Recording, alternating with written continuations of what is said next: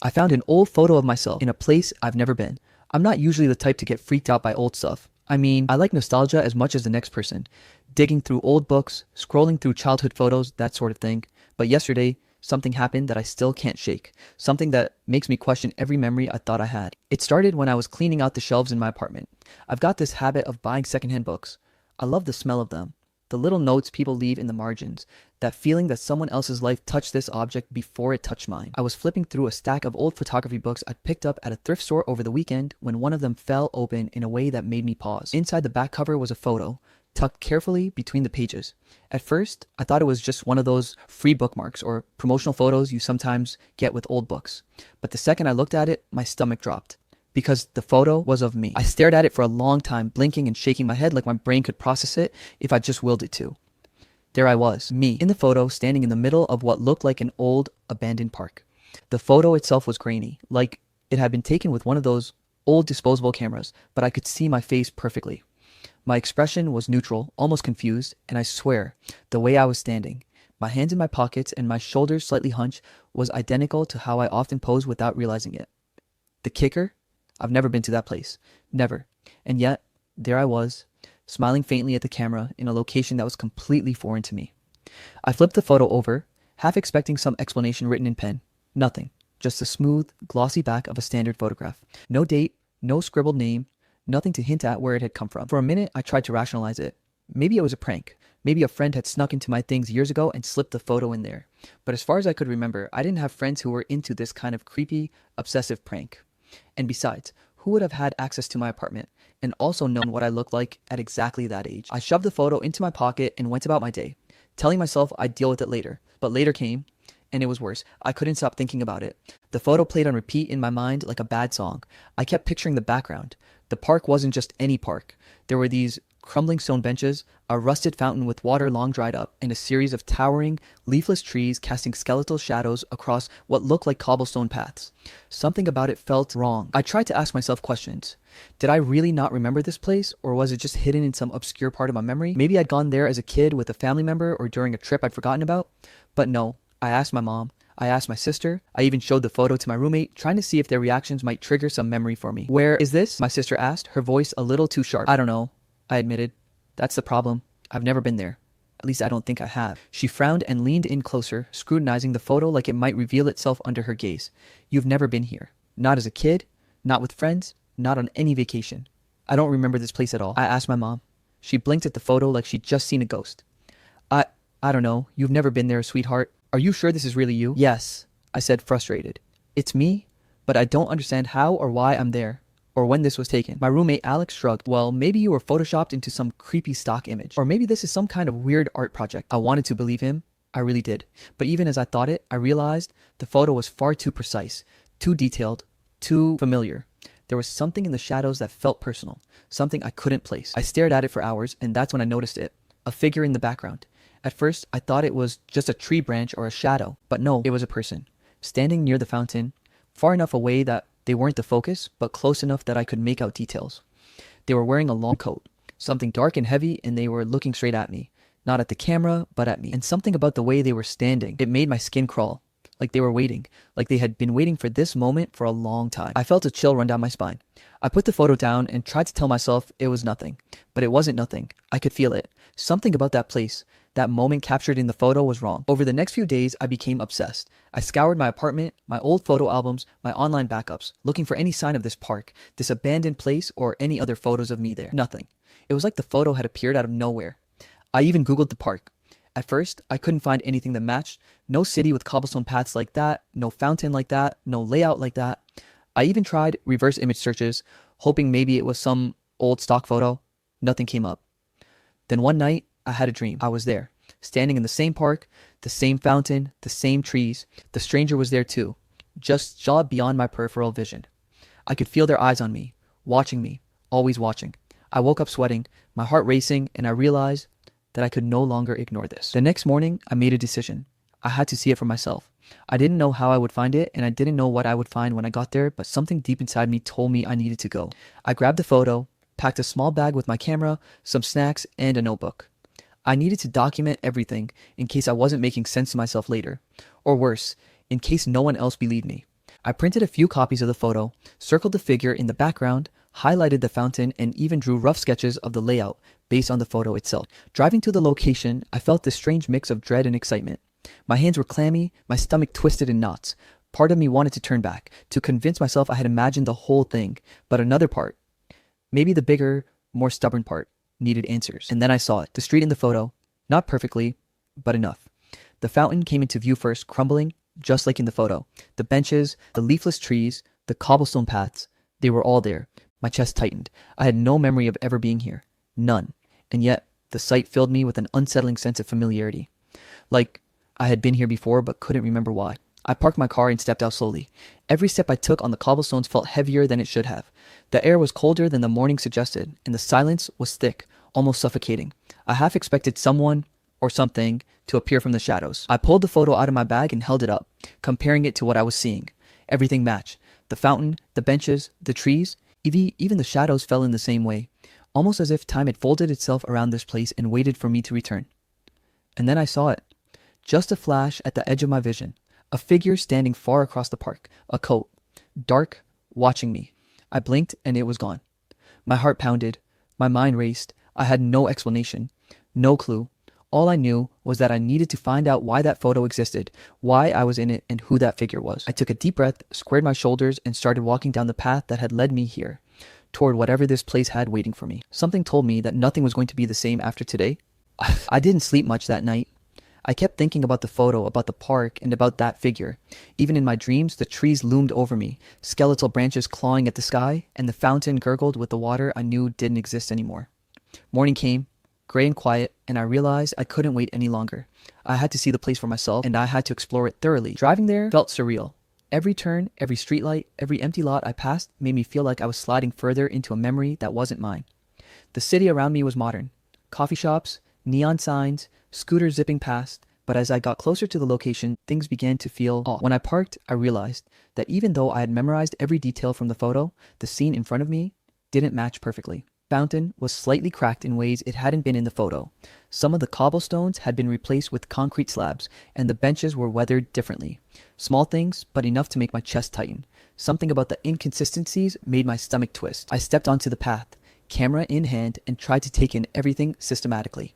The trees were the same, tall, skeletal, and leafless, but the shadows fell differently. It was as if time here had warped, or as if the park existed in some parallel frame of reality. I walked slowly, snapping pictures, my breath visible in the chilly air. I tried to convince myself it was just natural decay, just the effect of 20-something years passing between the photograph and now.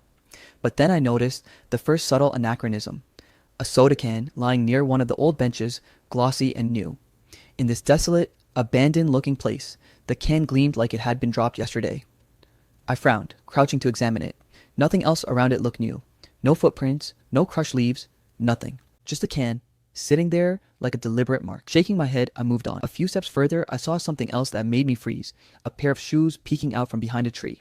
Polished, black, incongruously modern. No one was there. The shoes weren't moving. I stepped closer, heart racing, but there was no one in sight. The shoes were gone when I blinked. I told myself it was a trick of the light, a shadow playing games with my brain, but deep down, I knew it wasn't. I wandered deeper into the park, trying to take everything in. That's when I started seeing other people, or what I thought were people. From the corner of my eye, I caught glimpses of figures moving quickly between the trees, dressed in strange, outdated clothing. Long skirts, vests, hats that looked like they belonged in another century. Every time I tried to get a good look, they vanished, like smoke dissipating before I could touch it. I approached a small pathway leading away from the fountain, hoping to find some clue, some indication that this place had ever been properly documented. That's when I ran into someone. An older man, hunched over, wearing a brown coat that smelled faintly of mildew and wood smoke. He looked up at me, eyes sharp and unnerving. "Can I help you?" he asked, voice low, almost wary. "Yeah," I said, holding up the photo. "Do you know this place? Have you seen this park before? Or do you know anyone who's been here?" The man's eyes flicked to the photo, then back to me. He stiffened. I don't know," he said finally, his voice trembling slightly. "It's been here a long time. People don't come here much anymore. Why do you want to know?" I think I might have a connection to this place," I said, unsure myself of what that meant. The man shook his head and took a step back, almost as if I'd crossed some invisible line. "Best you don't dig too deep. Some things are better left alone." I frowned, confused, but thanked him and walked away. His warning didn't deter me. It made my curiosity worse. Something was here, something hidden, and I had to find it. As I continued exploring, I started noticing more subtle discrepancies. A streetlight that looked brand new, despite its surroundings being ancient. A graffiti tag on a wall, spelling words I didn't recognize, but in a style that seemed decades old. A child's toy, rusted, sitting perfectly upright on a stone bench. Every detail was slightly off, like someone had rearranged reality to confuse me. And then it hit me. Flashes of memory. Not my memories exactly, but fragments of someone else's life. I saw a child laughing near the fountain, playing with a small dog that wasn't mine. I saw a young woman sitting on one of the benches, sketching in a notebook with meticulous handwriting. I saw hands I didn't recognize, hands that looked like mine, holding a book I couldn't identify. Each flash lasted only a few seconds, and each left me dizzy and disoriented. I had no idea if I was remembering the past or stepping into someone else's memories, but the feelings were real. Fear, joy, longing, nostalgia, all of it pulsing through me like a second heartbeat I didn't know I had. Shaking my head, trying to clear the fog, I pressed on. I had to find something tangible, something real, something that could confirm what was happening. That's when I saw it. Near the fountain, half hidden under a pile of leaves and dirt, was a small leather-bound notebook. My heart stopped. I froze, my hand shaking as I knelt down to pick it up. The leather was cracked with age, but the embossed letters on the cover made my stomach drop. It was my name. I opened it carefully, expecting blank pages or nonsense, but the notebook was filled with writing. Handwriting that was unmistakably mine. Notes, sketches, dates I didn't recognize. And on the very first page was a drawing of the park, the fountain, the benches, the trees, all exactly as they appeared in the photo. I sank back against a tree, unable to breathe. This wasn't a coincidence. This wasn't a prank. Someone, maybe even me, had been here, had documented this place, had left traces of themselves behind. And yet, I had no memory of it. None. I felt like I was standing on the edge of something immense, something I wasn't prepared to face. Every rational thought in my head screamed that this was impossible. Every instinct told me to run, to forget I'd ever found the photo. But I couldn't. I had to know. I flipped through the notebook, trying to piece together whatever it could reveal. The pages were filled with observations, sketches, and strange notations. Times, dates, names that I didn't recognize.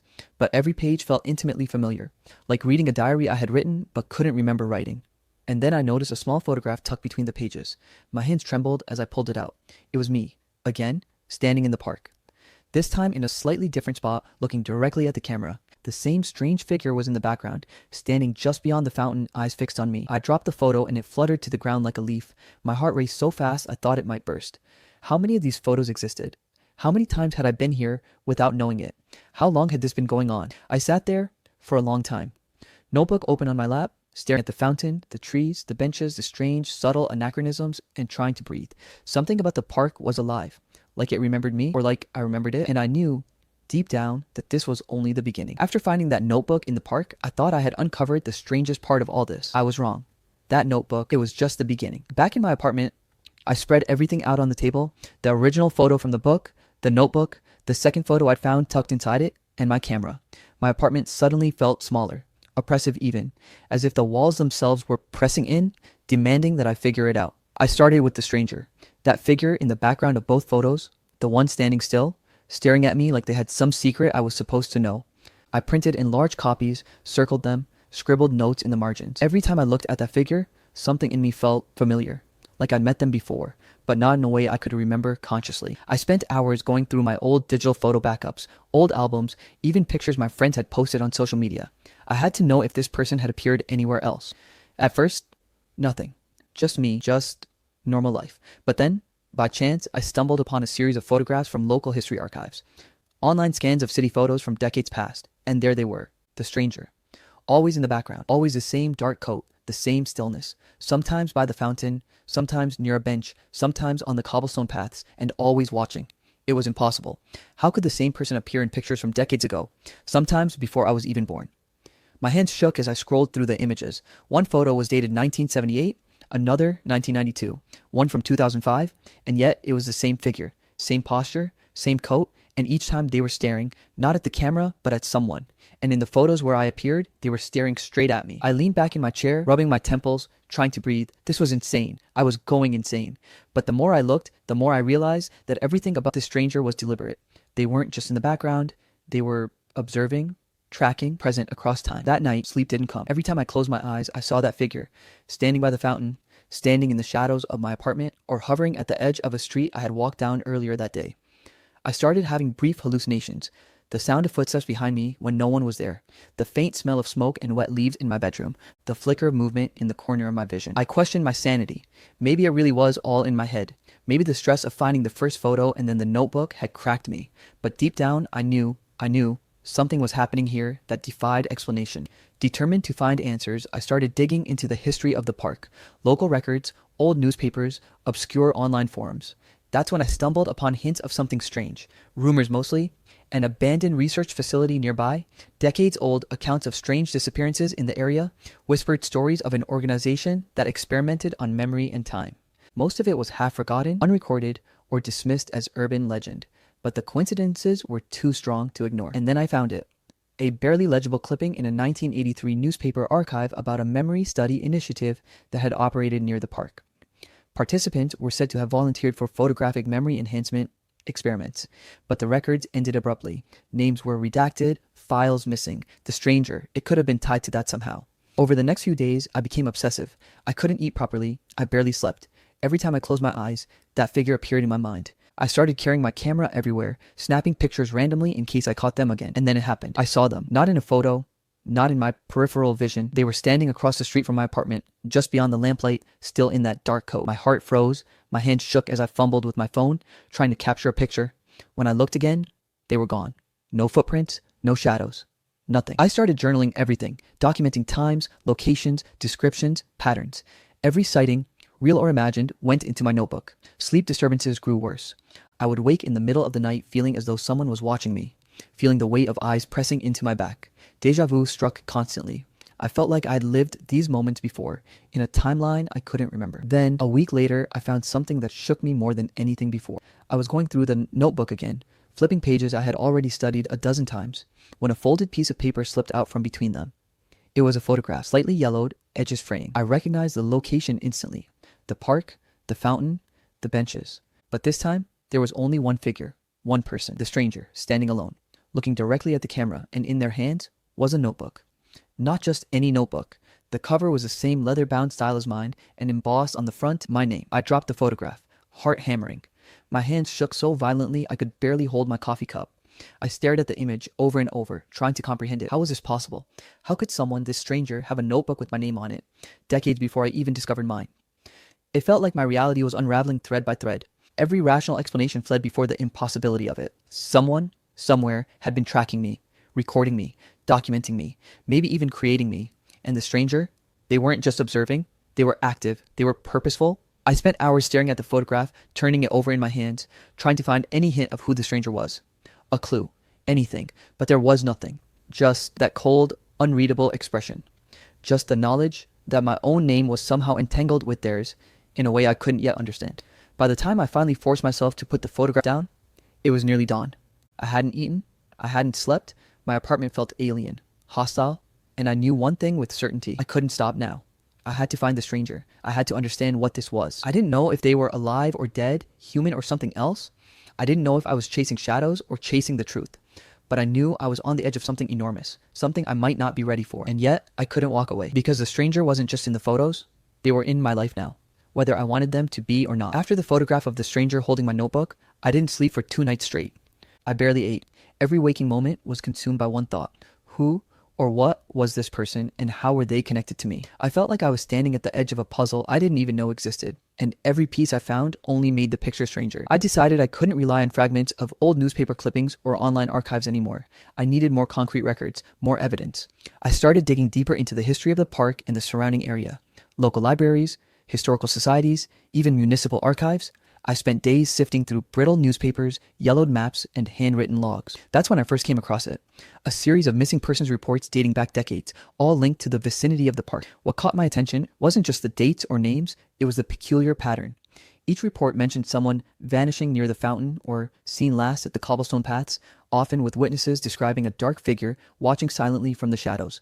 And in a few of the more detailed reports, witnesses swore they saw duplicates of the missing individuals or versions of them that didn't belong there, like someone was overlapping reality. I shivered and took notes frantically. my hand trembling. Each report had minor inconsistencies in dates. Some were never filed correctly, and a few had been expunged entirely. Someone had clearly gone to great lengths to erase or manipulate parts of the records. It was around this time that I received an unexpected message, an email from someone calling themselves Jay. They didn't reveal a full name. The subject line read, "You're looking in the wrong place. Meet me if you want the truth." I hesitated, my finger hovering over the reply button. A part of me screamed that this could be a trap, but curiosity, a force far stronger than caution, won. I agreed to meet. The location was a quiet cafe on the edge of the city, one of those places that seemed to exist in its own time, untouched by modernity. The interior smelled of coffee, old paper, and wood polish. I spotted them immediately. An older man, hair streaked with gray, wearing a worn coat and a wary expression. His eyes flicked toward me as I approached. "You're the one asking questions," he said, his voice low, cautious. "I've been expecting you." I don't know what I'm asking anymore," I admitted. I held up the photograph of the stranger, then the notebook. "I found these. I think someone has been watching me, recording me. Or worse." He glanced at the items and visibly stiffened. "Not worse," he said slowly. "Different. You don't understand yet, but what you're dealing with, it's not just observation. It's repetition, experimentation. Some people call it manipulation. Others call it time anomalies." My stomach churned. Time anomalies? Experiments? What does that even mean? He leaned back, eyes narrowing. "This park, it's a locus, a place where reality folds in on itself. People have been studying it for decades. The organization behind it, officially it doesn't exist, has been tracking certain individuals, documenting them across timelines, even creating duplicates of sorts. Memories are altered, photographs appear before the event happens, and some people, like the stranger you've been seeing, are guardians, observers, enforcers. Call them what you will." I felt like my brain was leaking out of my ears. "So you're saying that stranger is watching me? And the notebook, the photos, those are part of this experiment?" "Exactly," he said grimly. "But it's more than just watching. You're not the first. Others have appeared in places they've never been, sometimes across decades, sometimes even before they were born. The photographs are markers, clues, warnings, and the people behind it, they can manipulate memory, reality, even perception of time.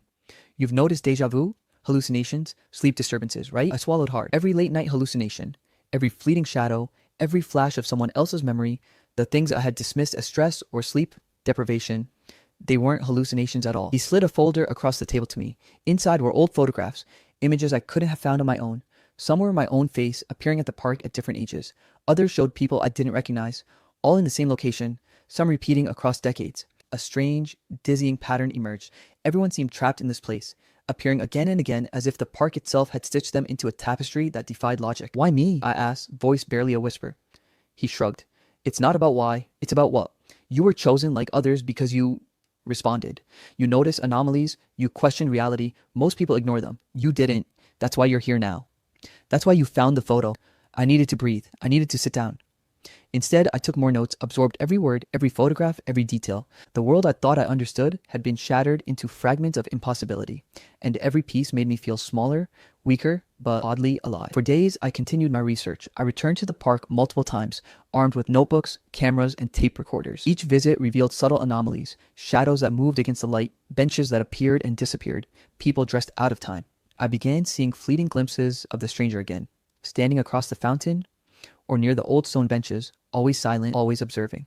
One evening, while documenting the fountain's carvings, I noticed an object half buried in the dirt. Kneeling, I pulled it out. It was a small metal locket, tarnished but intact. Opening it, I froze. Inside was a photograph of me, childhood age, smiling innocently, standing in the park with the same fountain in the background. But I'd never been here. Never. My hands shook as I pocketed it. Evidence, tangible proof that what I was experiencing wasn't imagination. Someone or something had been manipulating reality long before I even knew it existed. And then it happened. I looked up from the fountain, my heart thudding in my chest. Across the park, standing perfectly still under the shadow of the tallest tree, was the stranger. The coat, the posture, the unreadable expression. My breath caught. I wanted to speak. I wanted to run. I wanted to do everything and nothing at the same time. I stepped closer, keeping my camera raised but not snapping a picture. "Who are you?" I called, voice trembling. "Why are you doing this?" The figure didn't move, didn't respond. For a long moment, we simply stared at each other, a tense silence stretching across the park like thick fog.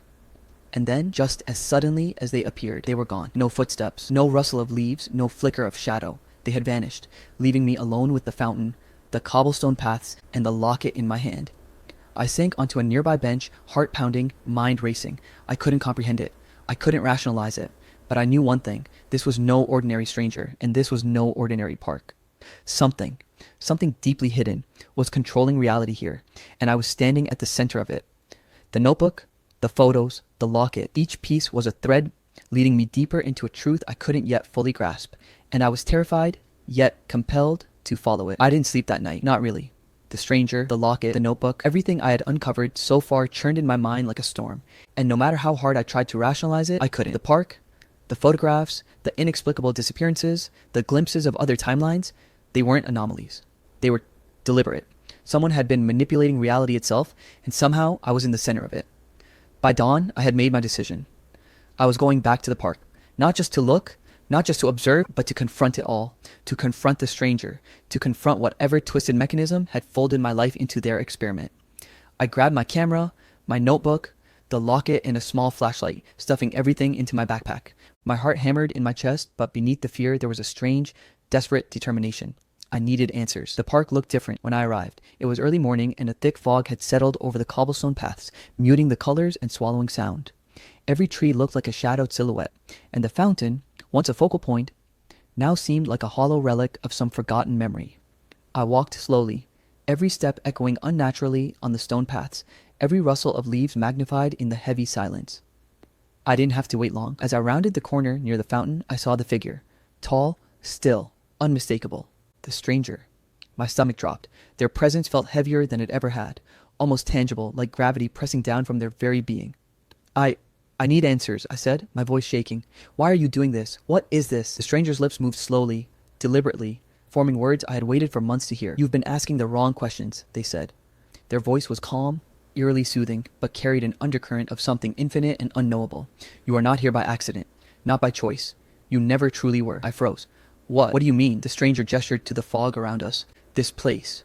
Your reality. Your memories. It's a projection. A timeline experiment.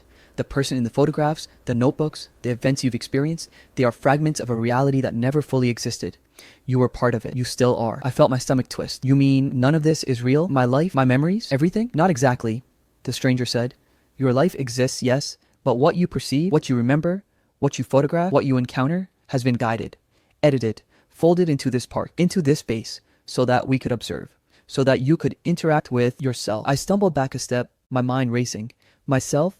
There's another me? The stranger nodded.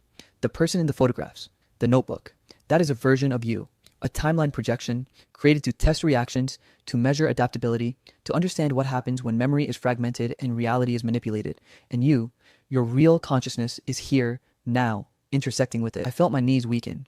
The floor seemed to tilt beneath me. So all those things, the déjà vu, the hallucinations, the glimpses of childhood I never had, they were experiments? Tests? Yes, they said, but not maliciously. Observation is not cruelty. You were chosen because you notice, because you question, because you do not accept what is given.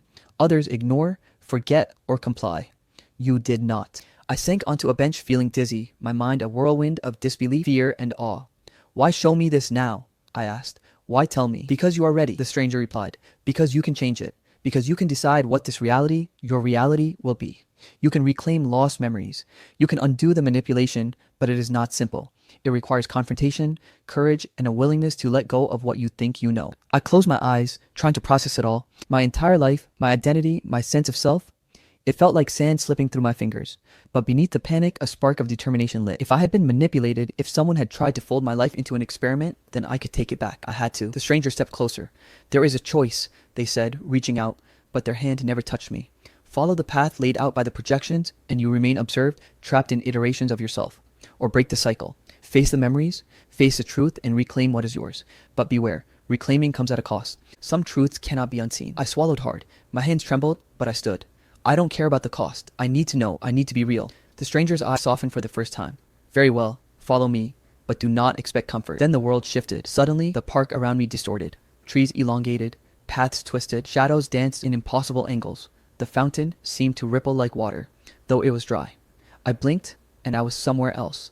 Somewhere else. I could see versions of myself scattered across the park, performing the same actions I had, repeating patterns I had lived before. In some, I was writing in the notebook. In others, I was taking photographs.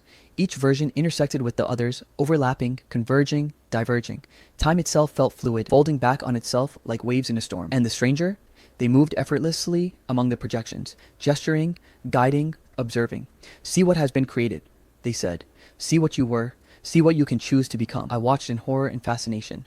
Every memory I thought was mine, every moment I believed was singular, now appeared as part of a vast network, an endless web of possibilities. My identity fractured and reassembled in ways I could barely comprehend. Then the stranger handed me the notebook, the very one I had found in the park, now glowing faintly. Inside this, they said, are the instructions, the threads you must follow to reclaim your timeline. The choice is yours. Will you embrace the truth or retreat into comfort and repetition? I gripped the notebook. The leather was warm under my hands, almost alive. I opened it, seeing notations, diagrams, and photographs that shifted before my eyes. Images of the park, of the stranger, of myself. Each page felt like it was rewriting itself as I looked, revealing secrets I hadn't yet discovered. Tears pricked my eyes. I want the truth, I whispered. Then follow, the stranger said, and prepare yourself. Before I could ask another question, they stepped back into the swirling mist and vanished, just like that. No trace, no sound, nothing but the fog and the shifting reality around me. I was alone, but armed with knowledge, armed with a notebook, armed with the realization that my reality was not fixed, that I could reclaim it, reshape it, and confront the forces that had manipulated me. And for the first time in months, I felt a flicker of hope. I had a choice. I could continue being a pawn in someone else's experiment, or I could confront the truth fully. I chose the truth. The notebook in my hands felt heavier than ever, as if the weight of all the timelines, all the photographs, all the fractured realities had consolidated into one tangible object. After the confrontation with the stranger, I knew what I had to do. I had to understand the full story. I had to know why I, of all people, appeared in that photo and what the stranger really wanted from me. I returned to the park once more, notebook clutched tightly. The fog was lighter now, thin enough that the skeletons of the trees looked almost normal in the early morning light, but nothing was normal anymore. Every stone, every bench, every ripple of the fountain carried the residue of something impossible. Memories that weren't mine, events that hadn't happened, and shadows that lingered longer than they should. I opened the notebook and began reading, following the strange, shifting diagrams and notes that had revealed themselves during my last encounter. The stranger had been right. These weren't just instructions. They were a map through a web of time, memory, and alternate realities. As I deciphered them, a horrifyingly clear picture emerged. The park had been a testing ground for decades. Scientists, historians, and experimenters, officially unrecorded, had discovered a way to manipulate memory projections, creating copies of consciousness that could exist simultaneously in multiple timelines. The people who appeared in photographs decades apart weren't immortals or ghosts. They were fragments, projections, simulations of real people, placed to observe reactions across time. And somehow, I had become one of them. The stranger, the one who had been silently observing me in every photo, wasn't just a guardian. They were a senior observer, part of the original experiment, tasked with ensuring that the projections behaved according to the rules of the simulation. They had guided me here, testing my awareness, my ability to notice anomalies, my ability to resist being absorbed into a false timeline. I stared at the pages, stomach twisting. I wasn't insane. I wasn't hallucinating. I had been caught in an experiment that bent reality itself. And yet, even knowing this, a part of me felt strangely alive, freer than I ever had before. I had survived the loops, the hallucinations, the manipulations. I had noticed. I had resisted. As I walked through the park, notebook in hand, I began to see everything differently. The fountain, the cobblestones, the trees, they weren't just physical objects. They were markers in a vast, intricate system, points of reference across multiple timelines. The benches weren't just benches. They were anchors, places where fragments of people's consciousness had been projected repeatedly, over and over, creating echoes of lives that never existed. And then I found it. A small, concealed doorway at the base of the largest tree near the fountain, something I had never noticed before. The stranger had hinted at pathways before, but this was real, a hollow carved into the roots leading down into darkness. My heart raced, but I knew I had to see it. Inside was a small chamber, lined with shelves of photographs, notebooks, and artifacts, evidence of every person who had been projected here over the decades. I recognized some of the names, some of the faces, and then I saw it, a section dedicated entirely to me.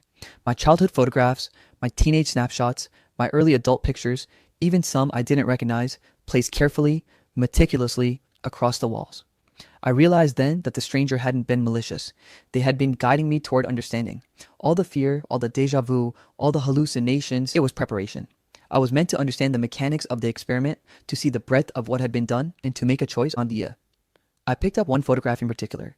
It was the very first one I had found in the old book, the one showing me in the park, the stranger watching silently from the background. I finally understood.